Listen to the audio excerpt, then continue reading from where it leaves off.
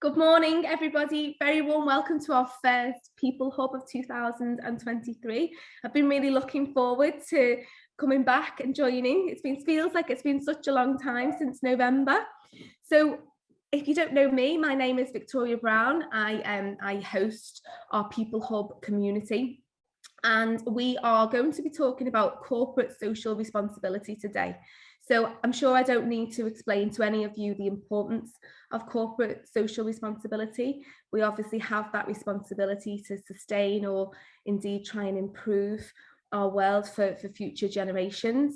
But not only do we have that ethical responsibility, we all do know, and we all will know, because a lot of us in this room are HR professionals or business owners, that there is that direct impact, that positive impact on retention, recruitment, employee engagement, all the things that Richard will be talking about later. And we've spoken several times in 2022 of the pain and the challenges that we've had around recruitment and retention. So I'm really looking forward to handing over a little bit later. I will talk to you, introduce Richard for you and just tell you a little bit about his story before I hand over. But as we always do, we just want to get to know the community a little bit better. So we were going to go into breakout rooms. Dan is going to randomly put us into a breakout room, and we'll just obviously have a quick chat, get to know each other a bit better, and then we'll come back into the main room. And Richard, I will hand over to you then to talk to us about CSR. Thank you. Right, so I'm just going to introduce Richard for you. So I'm just going to read a little bit about him, a little bit of your bio, if that's okay. I just want to embarrass you a bit, Richard. So Richard, I'm delighted is joining us today. He's the founder and MD of CSR Accreditation. So he's an experienced brand strategist. Richard has pursued a passion for helping companies in the public, private, and third sectors to promote their brand reputation and CSR activity. Richard founded and launched CSR Accreditation in 2018, which provides a global social responsibility accreditation scheme. Since then, he's developed CSR training, workshops, social impact reporting, and a CSR program for primary and secondary schools. He's the president of Thames Valley Chamber of Commerce Council, a member of the Society of Leadership Fellows, a trustee for the Heart of Books Community Foundation, a fellow of the Institute of Corporate Responsibility and Sustainability, and sits on the APPG for ESG. So Richard's a very busy man. So I'm delighted to have you here today, Richard. Richard's going to talk us through a presentation, and then there is going to be time at the end for some questions. So if you've got a question, please do pop it into the chat box, and we will be able to talk it through and ask Richard those questions at the end. Over to you, Richard. Thank you, Victoria. Thank you for that. And good morning, everybody. Hope you can hear me okay and my microphone's working. I'm not on mute or any of those things. Good. So I am going to sort of take you on a whistle-stop tour. I'll keep an eye on the time as well, so that we're okay for time, so we can have some Q&A in a minute. But especially around the impact in terms of employment law, HR, mental health and well-being, health and safety. These all are components of what an organisation needs to become a socially responsible business. So what I'm going to do is just run through my slide deck. The first thing I'm going to do is just to follow up what we do. So we are we initially started off as an accreditation body for environmental and social responsibility.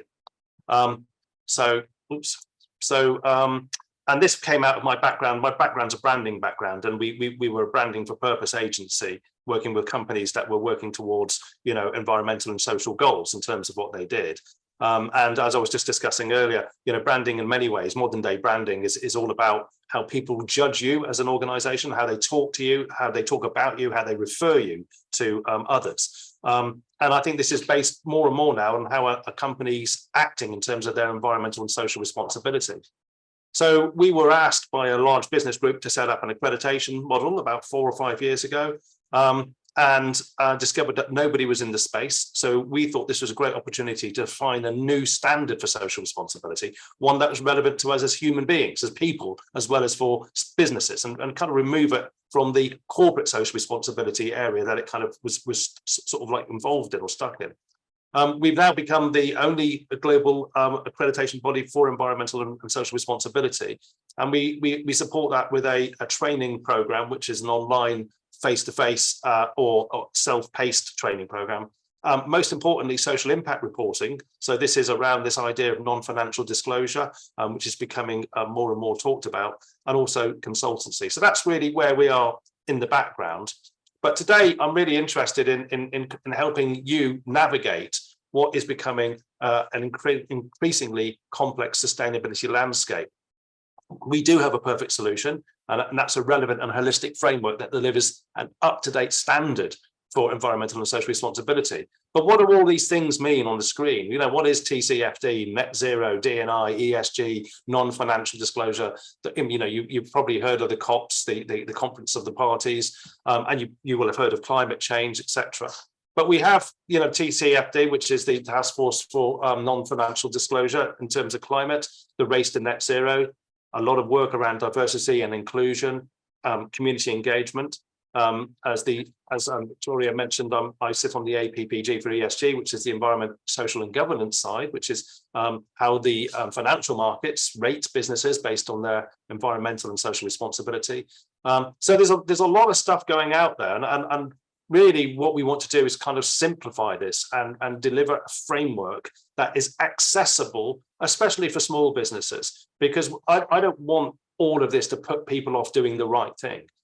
You know, we know that there's an appetite for businesses to deliver, you know, powerful, meaningful, evidenced and authentic environmental and social responsibility. So an effective social responsibility is now essential to every business strategy. I think, you know, 5 or 6 years, 10 years ago, this might have been a nice thing to have, something else that you could do. But actually, I think it is now part of the business. We boldly say that, you know, the future shape of business will be measured in social value as well as financial value. And it's now about how we recognize human capital as well as financial capital. So it's not just about, you know, the bottom line, it's about how we behave as a business. So we do look at that return on social investment, which is the return you get as a business commercially from doing the right thing, but that's social return on investment as well, which is the impact that we do. And it's important that we baseline and measure what we're doing so we can show the impact that we're making, because that's where the true value sits. So setting a new standard for social responsibility, what we wanted to do was come up with an overarching statement that is about us as people. So social responsibility allows you to enrich the quality of lives for all by investing in social value as an essential part of an organization's culture. This provides purpose and impact and will ensure a sustainable and profitable business, but it will also help to build a better world for future generations by improving the environment and ensuring a cohesive community to live and work in. And I think really what I'm trying to do here is express that this is as much about delivering a legacy for the next generation to have it, building those building blocks of sustainability that will also ensure a profitable business. Because I'm absolutely certain that if businesses don't start delivering on these areas, they may struggle in the years to come. Certainly, we're seeing even in high street banks when they're looking for, you know, you're going for business loans, that those sustainability questions are coming into the application. And what we wanted to do, we wanted to challenge the C as well. So we wanted the C not to be exclusively about corporate social responsibility, just the larger companies. We wanted it to be about company social responsibility, about community social responsibility, about charitable social responsibility, about climate social responsibility, about consumers, about citizens, and most of all, collaboration and collective social responsibility. So it's how all of us can work together within our organizations, but also within our supply chains and throughout all our stakeholders, both internal and external, to make a real difference. Because I believe that the secret to this is, you know, encouraging us all to do little things that aggregated together deliver big impacts. And the problem with, and I'm not complaining about the COPs and these, you know, the meetings in Davos and so on and so forth, but we feel excluded from that. We don't feel that we can do something about it. And I know that as part of an engagement program, we have our own sense of purpose and value as human beings. We care about the world we live in, and we care about the world we're going to leave behind. So we want to feel that we can do something. And I think what we're trying to do here is create a very simple framework that includes those 4 pillars of environment, workplace, community, and philanthropy. And those pillars are easy receptacles that any business can look at and say, what are we doing today? What is my business doing in the environment? Do we have a single-use plastic policy? Have we got a waste management strategy? Do we have recycling bins in the office? You know, what are we doing about travel? Is there a cycle to work scheme?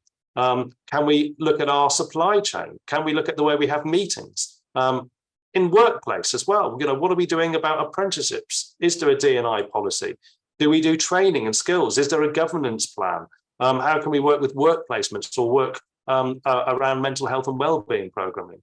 And with the community, it's about engaging the community in a meaningful way. So not just working in the community in a charitable way, but working with business groups, with people within your supply chain, addressing community issues. And with philanthropy, obviously supporting charity through pro bono, through volunteering, through fundraising, but also having a long-term meaningful relationship with that charity. It's not so much what you can do to help a charity, it's how a charity can help your business engage your people and show what good looks like. So it's important to build those relationships. And what we've tried to do is break that framework down into some other little sub areas. So within environment, we want to look at waste, supply chain management, energy, natural resources and travel. Within the workplace, we want to look at training, labor practices, ethical practices, governance and policies like health and wellbeing policies and D&I policies. And with community engagement, local issues, wealth creation, projects and groups and education, and of course, as I've mentioned, charitable involvement through volunteering, fundraising, pro bono, and financial gifts and rewards. So what we want to do is we want to put CSRA at the center of all this and help that start a process. You don't need to go through and get accredited, although we would love organizations to do that. But we want to give a framework where you can start a journey to help you navigate this complicated sustainability landscape. And that's how you can then address things like the Sustainable Development Goals, which all organizations can sign up to and register to. How you can look at the sustainability agenda, how you can understand what ESG is and whether it fits with your business, which it may or may not. And what are the deeper impacts of climate change? The big one at the moment is the race to net zero, which is going to talk about how we look at the carbon footprint of our businesses and things like scope 3 measurement, how we have to look at the businesses that we engage with to see what their carbon footprint is, because we're going to have to start reporting this. And also working with social value and engaging with communities and charities in a way that delivers that sense of social value. So before I show you that next screen, I have to make sure what it was. I want to ask a quick question. Hopefully I can look at these in the chat. But just quickly, what percentage of the UK public do you think are engaged in their jobs? I'm just going to have a real snapshot, just a very quick. So this is about engagement.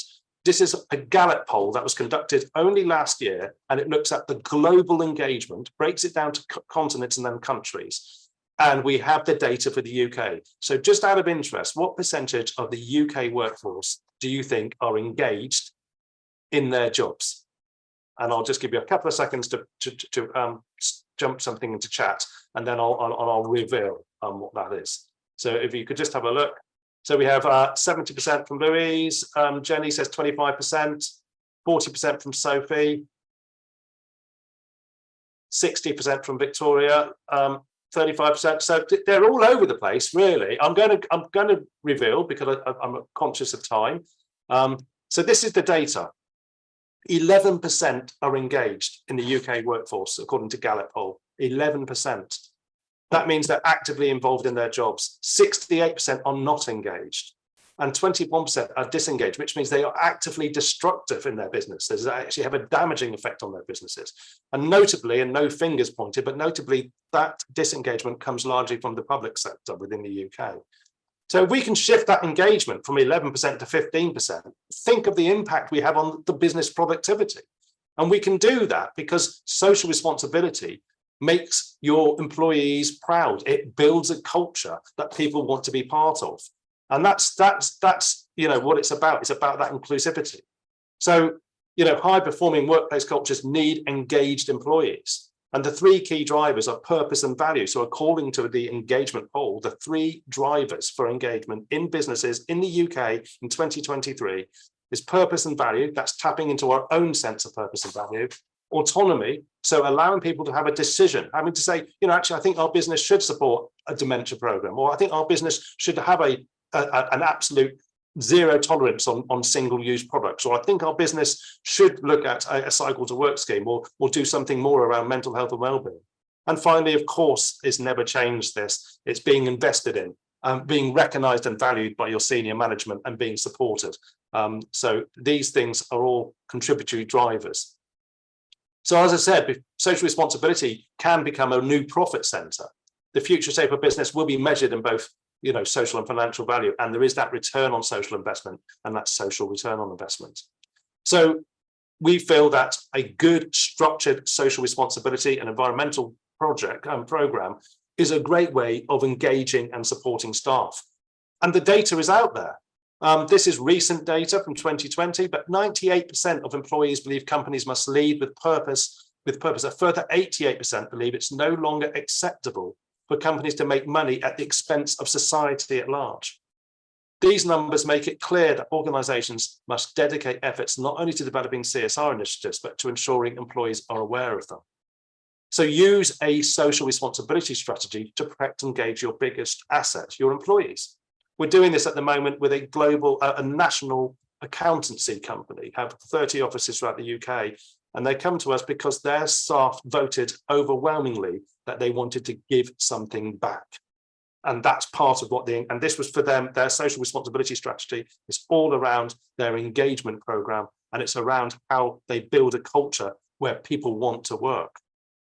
And it's about retention. We've seen retention has been a massive problem in the UK in the last 18 months. We've got that disappeared 1 million from the 55-year-olds and older. And we've also got an issue with vacancies that cannot be filled. Even though the government talks about the highest employment since 1974, we have more vacancies than there has ever been on record. 70% of employees say they wouldn't work for a company without a strong purpose. A further 60% said they would take a pay cut to work at a purpose-driven company. It's clear employees must consider CSR to attract and retain skilled employees.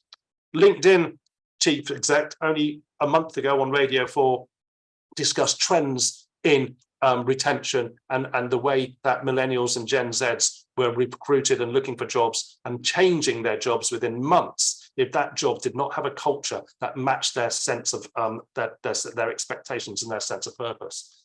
Employees want to feel proud of the organization they work for. An employee with a positive attitude towards that company is less likely to look for a job elsewhere. And also, employees that work for a really good company will recommend that company to other people. So in terms of that recruitment thing, we have a great quote from from Brad Forsyth. We're motivated to improve and have shared our efforts and accreditation on LinkedIn at shows and in conversations. The morale boost within our facility has been noticeable. We believe boosts in morale are directly correlated to employee retention as well. So we have, empirical evidence that this is the case. And of course, recruitment. At the same time, job vacancies are at a record high, but with fewer people seeking work, employees are under pressure to raise raises and salaries to attract and keep staff. Finding people who possess the skills and experience to excel in a role and are also a good cultural fit with their employer is the ideal goal. However, questions around what constitutes company culture and how to communicate it effectively when recruiting remain a challenge. There does appear to be a change in mindset from those seeking employment for the first time. The next generation of talent have very different ideas about what kind of business they want to work for. 92% of employees who work at a company with a strong sense of purpose say they would be more likely to recommend their employer to those in their network who are looking for a job. And what we've seen with the UK university's national database about recruitment is that, 5 years ago, the top jobs for students leaving colleges in the UK with degrees was in finance and law. The top jobs for students leaving colleges last year was in the public sector and in the charitable sector, in the third sector. So we were seeing a shift from people seeking jobs where there was that sense of purpose and value, where they felt that they were doing something about the world that they live in. And, we come across this all the time in terms of that next generation's perception. And it's not just the Gen Zs and those lower. I talked to, as you hear, I was a president for the Thames Valley Chamber of Commerce for Bucks. We had a business forum during lockdown. And we had a young businessman present his business, making dog biscuits of all things, sourced the ingredients locally, gave money to the Captain Scott NHS Fund. That he cycled and walked everywhere, so he didn't use any petrol. And he gave his Christmas profits, or 50% of his Christmas profits, to one can. And at the end of the presentation, he gave to all these people on this business link, on this Chamber of Commerce meeting. And of course, his voice gave it away. He was a 14-year-old from a local school, and he set this business up while he was at school. And I went and presented to his assembly year group and discovered that he wasn't the oddball. That was the mindset of those 14 to 15-year-olds. And they are coming into the workplace in the next 4 or 5 years. So, we've got to really show that we are the right place for these people to come into. It's so important that we address that. And certainly in the conversations I have with chief execs and CEOs and senior management, people who are driving this, HR managers, facility managers, it's very often their children who are saying, Mum, Dad, what are you doing about the planet we live on? We need something better. So it is driven by a generational shift in attitude. And a little touch on ESG, how that integrates, just for interest, you may have heard this being talked about a lot. We're very clear that we need to understand that ESG is the way the financial markets rate businesses based on their environmental risks and of their opportunities in terms of transitioning to low carbon futures. It is not a replacement for CSR, it's another tool on the social responsibility penknife. So in other words, if your organization is going through a merger, is going through acquisition, is involved in the investment markets, then ESG reporting becomes important. But ESG is a top-down approach. It's about the board of directors, the company executives, senior management, shareholders, and investors. Where social responsibility is a bottom-up approach. It's about building that strong organizational culture. It's about our people, staff engagement, staff retention, attracting talent. So even though at the bottom of this list, you see those environmental and social issues coming up, they can come into a framework like the 4 pillars, and then they can go into ESG or into CSR and then into ESG. But we make it clear that any organization that becomes the CSR accredited body become ESG compliant by definition. So you're prepared in case that's something that you need to look at. And then really just finishing off in terms of those clear business benefits. We've talked about retention, we've talked about engagement, we've talked about recruitment, very big drivers. But also it's about business reputation. And it's so important that organizations, start a journey by baselining what they're doing, looking at where the gaps are, and then you can start to measure as you go forward. And you can then share that measurement by reporting it through a social impact report, putting it on your website, using it for positive storytelling, because the great thing about social responsibility is that it's all about positive storytelling. But without the positive story doing, it means nothing. You've got to be able to back it up, and you've got to be able to evidence it. So this isn't about ticking boxes. This is about making sure that you can put a strategy into place, use those 4 pillars, aggregate what you're doing or audit what you're doing, look at what you're doing well and what you're not doing so well, look at where the gaps are, and then start to bring people within the organization into the process to help build a strategy going forward. And then as you start to deliver that, it will have a marvelous impact on your reputation. And I think Victoria mentioned earlier about tendering. We are seeing in public sector tendering that it's weighted up to 20 points now in public sector tendering around your environmental and social responsibility. So you can use this good storytelling and the evidence that you have to support your tendering to win tenders. And of course, that is coming into the private sector tendering as well. But all tenders are insisting on evidence to support that. So it's so important that you put a strategy into place where you can evidence what you're doing. So it's about, this is a great phrase, being better, becoming better. It's actually something that Aristotle said over 3,500 years ago. And I like this because I think the idea of this is in the human spirit. I'm very optimistic about the world. I think people are good by and large. I just think we live in a world that likes to talk about the bad stuff. And actually good stuff happens all the time. So, if you have an equal opportunities policy, if you're a good namer to the local community, if you operate a responsible supply chain, if you company implements recycling policies where you support good causes of goodwill, you're already doing things that are good. And we often say it's amazing what you're doing that you don't talk about. So it's about use those pillars and have a conversation. You'll be so surprised at how much you are already doing, and you can use that to become accredited. So obviously a sales pitch for me is that if you're doing those things, you know, submit them, and we have an independent assessment panel that can have a look at what you're doing, and we can then independently recognize and validate that. And that's what's important, is that it's independently recognized and validated.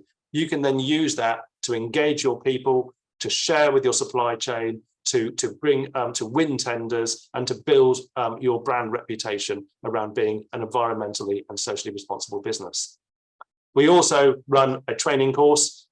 It's a self-paced training course. You can enroll on the Thinkific platform. It takes about 2.5 hours. There are 6 modules. The first one is about the history of CSR. Then we look at the benefits. We have a look at the regulatory framework, the 4 pillars in detail, and then how you build a strategy and how you communicate that strategy to all audiences. So for me, it's about starting your CSR journey, or if you're on your CS journey, how we can help you continue to the right destination. So, you know, we're going to see regulation coming in years to come.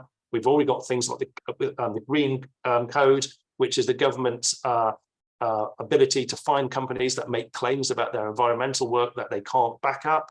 We are going to see mandatory non-financial disclosure coming in the coming years. And so I think it's best to get this set up, get a strategy put together, engage your people, do things now while you have the choice to do them before you have to do them. And I firmly believe that not only will this build a sustainable and profitable business, it will help you all build a better world for future generations to live and work in. So that's my presentation. Hopefully that leaves us time for some Q&A. That's fantastic, Richard. Thank you. Very thought-provoking. I can see that a lot of people have been making notes, as I have as well. I do have a question for you from one of the community. If in an owner-occupier business, how do you change the mindset? Oh, I've lost it. How do you change the mindset of the management when CSR is seen as a trend? Well, I think the thing is, you change the mind because you can demonstrate that this is now has a commercial impact, and that businesses that don't start doing this will start to lose money. I mean, if you can't recruit, we had a law firm at the beginning of last year that lost over 2 million in tenders because they weren't able to put together the right answers to the sustainability questions in the tendering. And, you know, when we talked to this big accountancy firm, their biggest problem, and law firms, was retention. They were losing people hand over foot because they weren't able to build a culture. So the thing is I think maybe social responsibility was a trend maybe 10 years ago, but I think this is now part of our jobs. So all of us, you know, whether we're in HR, facilities or accountancy, whatever it might be, part of our job is to ensure that our businesses are environmentally and socially responsible, because that is the future shape of business. So I think those businesses that think, you know, I was at a meeting only yesterday and we were chatting to, again, it was an accountancy firm, and there was a lot of cynicism. But I think when the penny dropped and they began to realize that this was going to have an impact on their bottom line and on their visibility, on their reputation. So I think that this is, you know, to my mind, it's clear cut that this is a commercial decision as well as a decision to do the right thing. And from our point of view, we really want to make that clear, that this is what we're talking about, that there is that return on social investment. It's, you know, this isn't a waste of money, this is an investment. And in terms of capacity for your organization to do it, you're doing it already. You're just not seeing it, and you're not bringing it together and communicating it in a way that shows that you are behaving ethically and responsibly. Absolutely. And I like what you said before as well about the positive storytelling. You know, I see that a lot from a HR perspective, where a client will panic for a tender and they just want to tick a box and ask for a policy. So, you know, seeing that difference, and people, I know I do see it a lot now. I'm sure a lot of other people that are here today see it at interview. You know, you now being asked questions, particularly by the younger generation, around what are your social strategies, you know, what social responsibility strategies, what are you doing? Which I think I've seen quite a few directors be taken aback, you know, by that question. So it's fantastic we're moving in the right direction. But as I like the fact that you obviously challenge the C, And I think not referring to it as corporate social responsibility is great. You know, from my perspective, I work with a lot of small business owners. So where would you suggest they start, Richard? You know, if you're going to try and tackle this, where is the best place to start? Well, first of all, I just want to make a point that 98% of the UK employment is SMEs, you know, and as I said, that this is about mobilizing an army that's going to have an impact. So in other words, it's about getting SMEs to come together and work together within their supply chains and their businesses to do the right thing. Now, we have on our website a resources page, and on the resources page, we have a toolkit. It's free. You can download it. It gives matrices on how you can pull together the information within those 4 pillars, and it gives a list for each of those 4 pillars. Now, the list isn't exhaustive, and it's there to prompt thinking. So all we ask you to do is sit down with a cup of tea and a coffee, or look at the list and then do a very quick list against those 4 pillars. What are we doing in environment? What are we doing in workplace? You'll be surprised how quickly you start to pull together something. They go, actually, we put that all together. We actually already have quite a good sustainability strategy in place. And we just need to convert that into something that we can communicate to our staff, to our stakeholders externally, to our supply chain, and so on and so forth. So I think the easy thing to do is really just, you know, spend a little bit of time. And if you're a slightly larger SME, you know, speak to people in the business who are responsible for HR or facilities or accountancy, because you've probably got systems in place. You're probably recording stuff.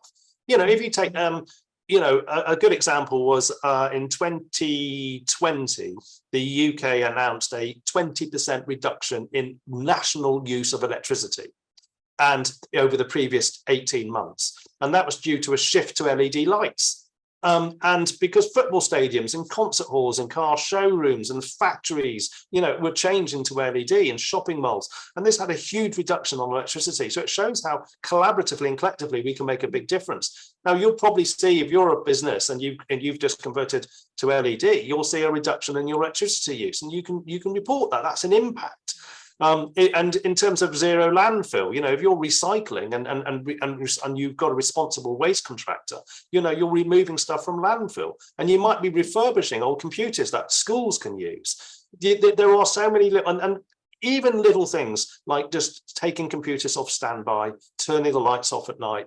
And one of my favorite examples was from a group of care homes who said, when they were putting their application together, you know, we ban staples. We just use paper clips because you can reuse paper clips. But if you staple paper together, then the metal goes into the paper recycling tray and it has to be separated. Is that too little? And I said, no, that's absolutely genius. I mean, that is exactly, you know, the small thing that you can do. And we did it with straws. You know, we shifted to paper straws and no straws at all from single-use plastic straws. And as you saw last week, the UK now bans single-use plastics, things like cutlery and serving containers for food and so on and so forth. So I think the thing is, use that toolkit, download it, and use that toolkit as the beginning, because it's what I'm trying to emphasize here is that this isn't difficult. It's not rocket science. It's complicated because everybody's talking about so many different things, depending on what sector you're in, the jargon your industry uses, and so on and so forth. Actually, environment, workplace, community, and philanthropy, what are you doing in your own language? And if you want to call it something else, if you want to call it, you know, our responsible business charter, then fine, you know, it doesn't really matter. Then what matters is that you do something and you show that you're making an impact. Brilliant. Fantastic, Richard. Well, sadly, we've run out of time. I could talk to you all day. Thank you so much. We will obviously share your details, and obviously the toolkit would be fantastic as a starting point, so we can share that information. We'll share the recording for people that haven't been here today as well. Just for everybody in the room as well, I'm sure you've really enjoyed that session just as much as I have. Right, thank you. A date for your diary is the 8th of March. That's our next peopleHUB. We are joined by our mental health first aider, Adam. If anybody has actually been on our mental health first aider training course, you will know that it's fantastic. Adam is going to give us a taster session of that. So we're going to have a bit of education in mental health. He's also got a course that is running. Do you have those dates on screen, Maisie? Or should we send those send those out. He's got a course that is running as well. If you are part of the People Hub community, you do get 10% off any of that training. So one of the things I would suggest is, if you do attend and you do enjoy these, if you can join either the LinkedIn or the Facebook group, where we obviously do share further information and really build upon that community. No catch, it's free of charge. We're just trying to build a good HR business community. So I look forward to seeing you again next month. Thank you very much. And again, thank you so much, Richard, for your time.